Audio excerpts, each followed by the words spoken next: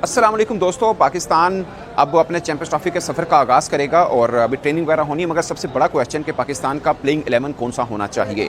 और एक चीज़ जहन में कि हमने जो स्क्वाड बना रखा है उसमें कोई चेंज नहीं होने वाला। अब आईसीसी रूल के मुताबिक 12 फेब तक का टाइम था कि आप चेंज कर सकते हैं, उसके बाद चेंज खुदा ना खास्ता कोई इंजरी हुई तभी कर सकते हैं। For example Haris Rauf injured हैं, फुली फिट होने में शायद एक दो रोज़ उनको और लगे, बट अगर चेंज करना हो तो वो एक एरिया है। But I don't think so कि हारिस रऊफ की जगह पे हम किसी को भी लेने वाले हैं, क्योंकि हारिस रऊफ न्यूजीलैंड के मैच के लिए अवेलेबल हो सकते हैं जो टीम मैनेजमेंट सोच रही है।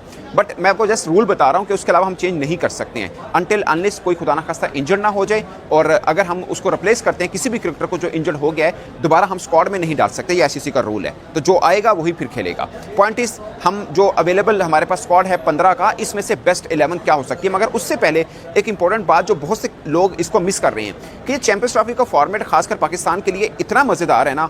आप में से आई डोंट नो कि किसी लोग ने इस पॉइंट के ऊपर सोचा या नहीं सोचा। आपके दो मैच हैं शुरू में, एक न्यूजीलैंड वाला फिर इंडिया वाला। दोनों में से एक भी मैच हम अगर जीत जाते हैं, अब सेमीफाइनल खेलते हैं चैंपियंस ट्रॉफी का। और आप सोचिए आप होस्ट कर रहे हैं और आप सेमीफाइनल तक पहुंच जाते हैं, ठीक है। उसके बाद एक फाइनल वाला मैच रह जाता है ना, यानी 2 स्टेप अवे चैंपियंस ट्रॉफी रहती है। इसका फॉर्मेट बहुत ही मजे का है। अब मैं 2 मैच में से एक जीत इसलिए कह रहा हूं कि थर्ड मैच आपका बांग्लादेश के खिलाफ है। अगर मामला यहां तक पहुंचा कि हमें बांग्लादेश के खिलाफ जीतने के लिए भी कुछ ज़रूरत तकसीम करनी पड़नी है, तो फिर तो मामला बहुत ख़राब है। तो वो मैं एज्यूम कर रहा हूँ कि हम आराम से जीत लेंगे और हमें जीतना भी चाहिए। बांग्लादेश के खिलाफ वाइट बॉल में हम, अगरचे उसी मैदान में है वो मैच जहां पे उन्होंने हमें टेस्ट सीरीज में क्लीन स्वीप शिकस्त दी, इसमें कोई शक नहीं। नहीद राना उनका तगड़ा बॉलर है, वो स्क्वाड के अंदर भी है, बट फिर भी मुझे लगता है कि हम बांग्लादेश को आराम से पकड़ लेंगे। बस 2 में से एक मैच जीतना ज़रूरी है। आप भले वो न्यूजीलैंड को हरा दीजिए या आप भारत को हरा दीजिए, और खुदा ना खास्ता अगर आप दोनों मैच में 19-20 हो गया ना, आप चैंपियंस ट्रॉफी से बाहर हैं, तो ये अच्छा भी है और बुरा भी है। कि आपके पास जैसे वर्ल्ड कप 2023 था ना, हर टीम ने एक दूसरे के साथ खेलना है, तो आपके पास मार्जिन रहता है। आखिर तक हम इंग्लैंड के खिलाफ लास्ट मैच खेले थे, वहाँ पे भी ज़रूरत तकसीमें थी, ये कर लें तो हम पहुँच सकते हैं सेमीफाइनल। इस तरह आपके पास थोड़ा मार्जिन रहता है, यहाँ पे मार्जिन नहीं है। और फ़ायदा ये है कि सिर्फ एक मैच जीतना है आपने, 2 टफ टीमों के खिलाफ में से एक मैच जीतना है, जिसमें से एक मैच आप अपने घर कराची में खेल रहे हैं, मगर खेल उस टीम के खिलाफ रहे हैं जिनसे आप ऑलरेडी 2 मैच एक हफ्ते के अंदर हार चुके हैं। और दूसरा मैच दुबई में 23 को हमने भारत के खिलाफ खेलना है, जो इस टूर्नामेंट की सबसे मजबूत टीम कही जा रही है कि वो सबसे तगड़ी है। बट मेरा ये बिलीव है कि उस टीम में बुमराह नहीं है तो थोड़ी स्ट्रगल करती है। अगरचे वो अपने घर में इंग्लैंड के खिलाफ स्ट्रगल नहीं किया, मगर श्रीलंका के खिलाफ उन्होंने स्ट्रगल किया था जब बुमराह उसमें नहीं था। 3-0 से वो हारे थे। पॉइंट इस पाकिस्तान का प्लेइंग 11 क्या हो सकता है। पाकिस्तान ने 2 मैच खेले हैं, एक्चुअली में 3 मैच खेले हैं, और तीनों में ऑलमोस्ट डिफरेंट कॉम्बिनेशन पाकिस्तान ने ट्राई आउट किया। मुझे ज़्यादा तौर पे क्या लगता है कि आप न्यूजीलैंड के खिलाफ जो खेल रहे हैं उसमें प्लेइंग 11 अलग होगा, जो इंडिया के खिलाफ खेल रहे हैं उसमें अलग होगा। और मैं ये भी समझता हूँ बांग्लादेश के खिलाफ भी एक चेंज होगा, तीनों में एक चेंज हो सकता है। फॉर एग्जांपल आप न्यूजीलैंड के खिलाफ खेल रहे हैं, अगेन मैं इस 15 में से बताऊंगा, अगर मुझे कोई बाहर से होना हुआ तो मैं सबसे पहली चॉइस मेरी वसीम जूनियर होती। वो इसलिए कि वो डेथ ओवर भी से कर लेता है। आपकी बैटिंग वाला मसला जो आपने 8 बैट्समैन लास्ट मैच में खिलाए हैं ना, कि हमारे पास 8 बैट्समैन होने चाहिए, रेगुलर बॉलर सिर्फ 3 थे, 2 फास्ट बॉलर और 1 स्पिनर, बाकी सब ऑलराउंडर और बैटर थे आपके। ये मुझे सबसे पैथेटिक आइडिया लगता है कि आप अपनी बैटिंग को लंबा करने के चक्कर में बॉलिंग में कंप्रोमाइज़ करें। देखिए इंडिया पांड्या को खिलाता है, उनके पास एज हो जाता है। पांड्या सबसे उनका मेन क्रिकेटर है, मतलब बहुत से लोग कोहली, बुमराह और ये रोहित शर्मा, पता नहीं किन किन की हम बात करते हैं, सबसे मेन कनेक्शन उनका पांड्या है। वो बॉलिंग भी पूरी करता है, बैटिंग भी करता है, उनका रीढ़ की हड्डी की हैसियत बेसिकली पांड्या करता है। अलग बात है कि वर्ल्ड कप में इंजर्ड हो गया था, बाद में शामी आया और शामी ने वो सारे जिसे बोलते हैं ना दुखड़े धो दिए थे, बट फिर भी पांड्या का एक अपना किरदार है टीम इंडिया के अंदर। वैसा ऑलराउंडर हो तो सुभान अल्लाह, नहीं है तो फिर आपको देखना है कि आप ऑलराउंडर किसको कह रही हैं। 10 के एवरेज वाले को ऑलराउंडर कह रही हैं, फिर तो 11 की एवरेज वसीम जूनियर की है।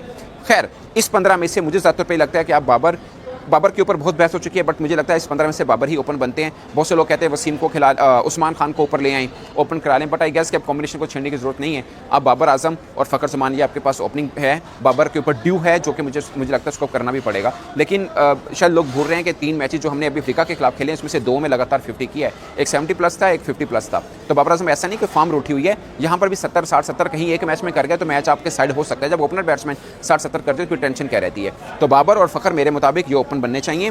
1 डाउन के ऊपर हम सौशिकिल को खिला रहे हैं, आई स्टिल बिलीव के कामरान गुलाम को खिलाना चाहिए।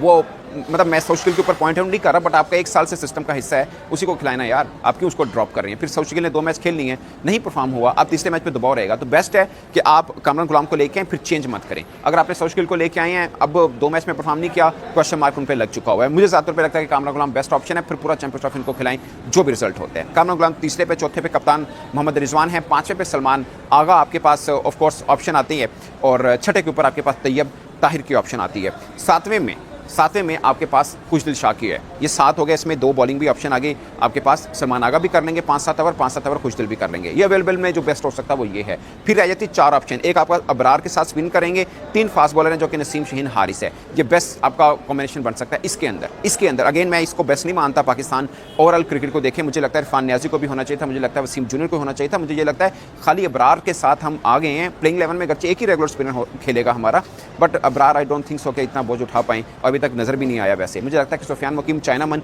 गोरों को तंग करने के लिए ज़्यादा बेहतर है।